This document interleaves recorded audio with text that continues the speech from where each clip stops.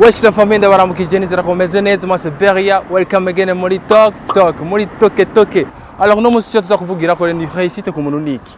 Je fise ko mbona réussite yiwanje. Claude afise ko abona réussite yiwe. Aline afise ko abona réussite yiwe. Alors tuza ko rero ni kwa kundi nyene tuza kuja mu ibarabara tubaza abantu kuvyerekeye ko babona réussite kuri bwawe. Alors shaka kubarandira be comfortable, let's go.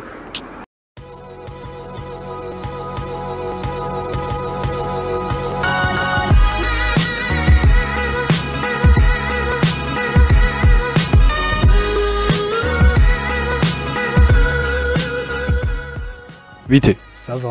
Vite quoi? Sosten. Karen. Kalma Jean-Baptiste. Banang. Wewe. Chanel. Bigirimana Pacifique. Pacifique. Iterambere ku muntu. Kuri wewe niki? Je nibaza iterambere ry'ubuye ko ari kuba wifitiye agafaranga kenshi ko tu business twiwawe usanzwe bikorera nk'ahantu. Kwiga nkamara amashuri niyo ni réussite. Ndayamaze nkaronka akazi nyene ubuzima bwiza nyene. Yego ni réussite. Nka réussite yanje niyo kumbanza nkaheza ishure hama haronka akazi nkaiza nkabandanya ama projet yanje nifuza gushika. Nigihe nkoze ikintu kikaréussisa donc nkaba fier de moi. Yego. Abantu benshi bavuga yuko iterambere ari amafaranga. Kuri wewe uvuze kwiki? Bon, kuri jewe amafaranga si iterambere cyane ariko hariho kote iterambere nivyo irevre kuko atamahera ufise nta terambere ushikako. Nivyo?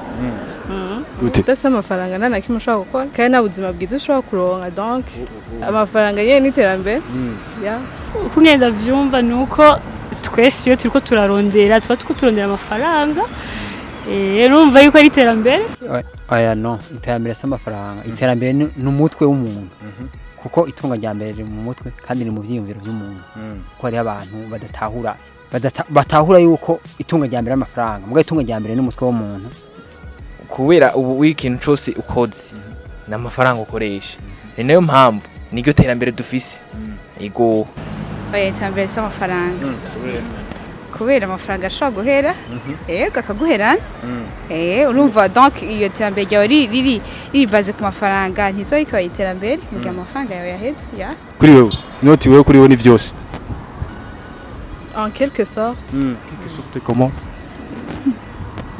Simvuze yuko ubuzima ari amahera no mvuze yuko ari indispensable basi. Si vyose amafaranga si vyose ku muntu. Mugabo afise udufaranga nyene cyo byumva yuko hari ibintu bimwe nyene tujya pate. Oya, inoti ni byose kuko udafise inoti ntacu ukora. Ikintu cyose nta kintu na kimwe ego turasaba mugabo inoti nayo irafasha mu buzima bwo kurondera bwo kubaho. Muri make udafise inoti ntacu gukora nta mahera urondera ya mitwe yose yikura muri ajya mahera. Amafaranga rero ni byose. Kuri wewe inoti ni vyose? Oya si vyose. Hari ivyo amafaranga adashobora kugura. Ibiki? Amafaranga ashobora kugura umuntu? Oya. Je inoti. Inoti ni vyose ngaha ku inosi. Ego watamahera ufise. Na nyoko wawe arakwanka ari nyoko wawe yakuvyaye. Akakwigarama mu Kirundi. Niyo mpamvu je mvuga ati inoti kwisi niyo sino y'agaciro kurusha ibindi byose ariko inoti nikora cyane kuko ndi ngaha kwira amafaranga je ndabahe nguvuzi wanje hamwe nabo bakampa amahera nico duhuriyeko ubundi wowe ntaco dupfana.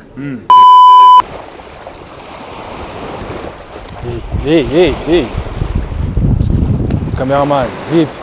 Alors rero ndabashimiye cyane kwa mwakurikirana ino video mwawe ko byagenze umuntu wese afise uko definisa réussite y'ubuzima bwiwe. So nimba mukunda ce genre de contenu mashobora gutandikira mu commentaire byotugwa neza cyane asigaye na butaha peace out ntaribagira like comment partage peace out.